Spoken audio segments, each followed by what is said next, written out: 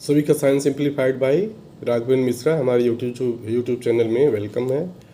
और control coordination के fifth part में हम जो है सेंट्रल नर्वस सिस्टम के बारे में ही बता रहे हैं। तो ब्रेन का स्ट्रक्चर पिछले वीडियो में हम बता रहे थे, तो थोड़ा सा इसमें छूट गया था।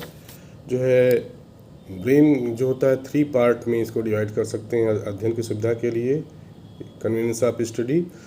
फोर ब्रेन, मिड ब्रेन और हाइंड ब्रेन। फोर ब्रेन में सेरिब्रम आता है, जो कि जितनी भी हम एक्टिविटीज़ करते हैं, पढ़ना लिखना सोचना स्मृति ज्ञान की चीज़ें जो है ये सब सेरिब्रम के द्वारा ही डिसाइड होती है, निर्धारित होती है। सेरिब्रम ब्रेन के सेरिब्रम वाले पार्ट से होता है। व्यक्ति का टैलेंट, इंटेलिजेंस, मेमोरी सब सेरिब्रम के द्वारा ही होता है। तो जितने भी हमारे शरीर में ऐच्छिक क्रियाएं होती हैं, वॉलंटरी एक्शन और इनवॉलंटरी एक्शन, 2 प्रकार के एक्शन होते हैं। तो वॉलंटरी एक्शन जो होती है ब्रेन के सेरिब्रम के द्वारा ही होती है। तो किस प्रकार से ऐच्छिक क्रियाओं को समन्वित करती है, इसे हम निम्न प्रकार समझ सकते हैं। शरीर की सभी ऐच्छिक क्रियाएं सेरिब्रम द्वारा ही कंट्रोल कोऑर्डिनेटेड होती हैं। यह निम्न प्रकार से होता है। सेरिब्रम को प्रमस्तिष्क कहते हैं। सेरिब्रम जो होता है ज्ञानेंद्रियों के रिसेप्टर्स के द्वारा संवेदी सूचनाओं को प्राप्त करता है।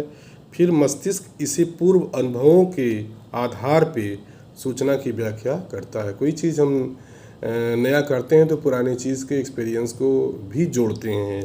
तो यह काम जो है फोर ब्रेन का सेरिब्रम करता है, और यह निर्णय लेता है कि क्या यह सही है, क्या यह गलत है। जो उचित होता है वह अनुदेश करता है।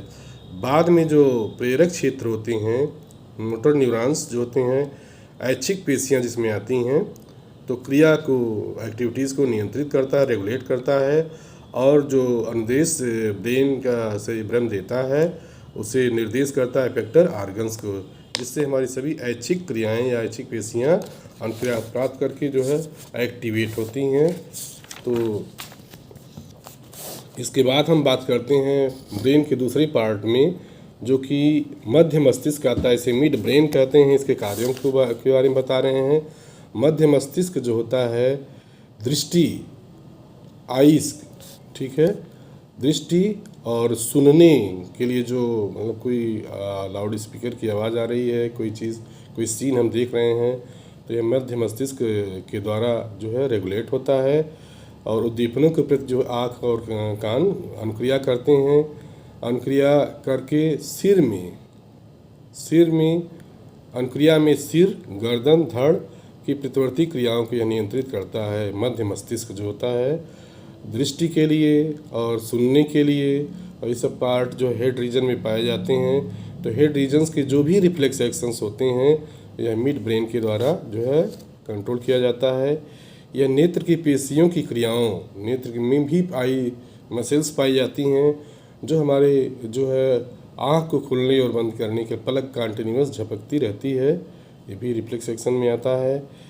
और नेत्र की पेशियों के लिए, क्रियाओं के लिए पुतली, आँख में जो काला वाला पार्ट पाया जाता है इसे पुतली कहते हैं, जो कि लाइट के प्रति संवेदनशील होता है। तेज़ लाइट पड़ता है, अंधेरे में हम जाते हैं तो हमारी आँख की पुतलियाँ क्या होती है, फैल जाती हैं। और कोई चीज़ तेज़ लाइट आँख पे पड़ जाता है तो सिकुड़ जाती है। तो यह जो है मध्य मस्तिष्क के द्वारा कंट्रोल किया जाता है, मिड ब्रेन के द्वारा कंट्रोल किया जाता है। लेंस के जो साइज होते हैं, कोई चीज़ हम दूर देखते हैं, नज़दीक देखते हैं तो एकोमोडेट करती है। और जितने तरह के रंग भी हम देखते हैं, आँख है तो पूरी दुनिया हमारे लिए हरी भरी है, तो विभिन्न प्रकार के रंगों के प्रति भी मध्य मस्तिष्क संवेदनशील होता है। इसका डिटेल हम आगे बड़े क्लासेस में पढ़ेंगे। अभी हाई स्कूल लेवल पे